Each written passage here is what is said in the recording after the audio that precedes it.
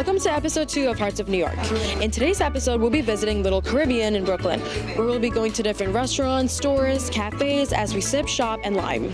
Right now, we're at the I Am Caribbean headquarters, where we'll be checking out their Women's History Month event. Who am I here with today? My name is Kenya Cummings. I am the program manager for I Am Caribbean and Little Caribbean. Could you tell us a little bit more about I Am Caribbean? So Caribbean at its core, the main mission is to amplify Caribbean culture, community, and commerce. So commerce side is what you're in right now, the I Am Caribbean headquarters, which is a art gallery / mini market. Could you talk a little bit about today's event? So today is our Sip, Lime, and Shop event. We bring different vendors either that are in the storefront or they have reached out to us and we kind of want to bring them inside the storefront to have a chance to really not only share their products with the neighborhood, but just have like a nice liming shopping event for people in the community. So that's what this is really about, especially Women's History Month. 99 to 98% of the businesses in our storefront are actually women-owned. If you had to define lime for other people, how would you define it? So liming, I would say, it's a little bit more than just a party. You can be liming and doing whatever. You can be just sitting with your friends in your house, and that could be liming. You could be outside partying, that could be liming. But it's really just more of a gathering of people, really part of your community, your friends, your family, and just being together in just a space and really just enjoying each other's company. Hello, who am I joined with here today?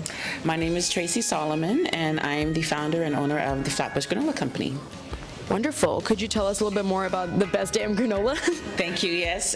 So Flatbush Granola started about 5 years ago, really on a dare from my best friend, who had tasted some of my granola and was like, you should really start selling this.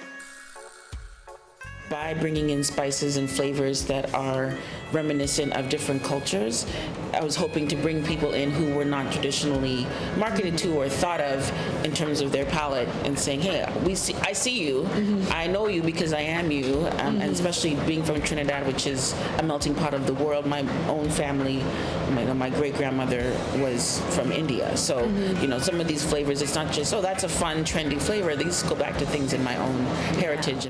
Could you tell us a little bit more about the community around the Little Caribbean area? Oh my God, it's so fabulous. It's funny because I'm gonna tell you something. I'm actually from the Bronx. Oh. Yes, I have basically dual citizenship at this point. So.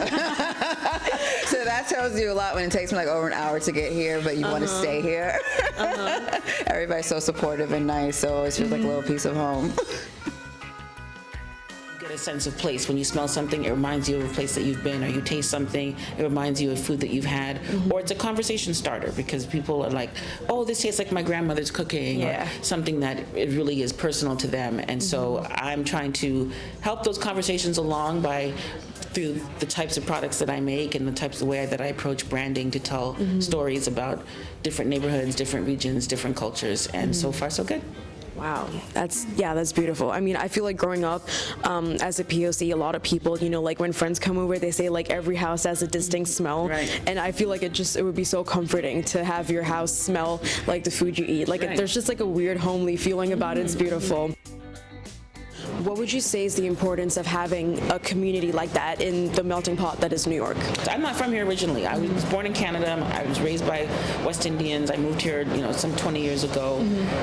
I think that the New York that people think that they love, or that they, in their mind, what they think of as New York, is because of the cultures. It's because of the melting pot. It's because in this very, very densely populated, tightly wound space, you have Jamaicans next to Haitians, next to Greeks, next to Italians.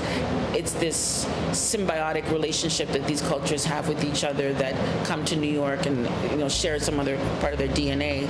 That's the New York that you love, is the cultures that are here. That's the New York that is sold around the world, that is the brand of New York. It's because of the diverse cultures. So I think it's incredibly important that we don't forget that, and that places like I Am Caribbean exist to give representation, give a voice, give a platform for those stories to be shared with the general population.